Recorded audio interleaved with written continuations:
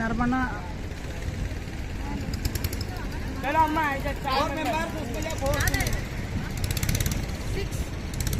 నర్మదా నది పైన బ్రిడ్జి ఇది.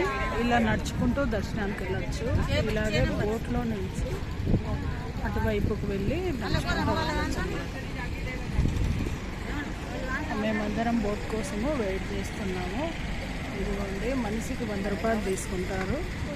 బోట్లో ఆపుతారు. అక్కడ ఉండేది బ్రిడ్జి అనమాట.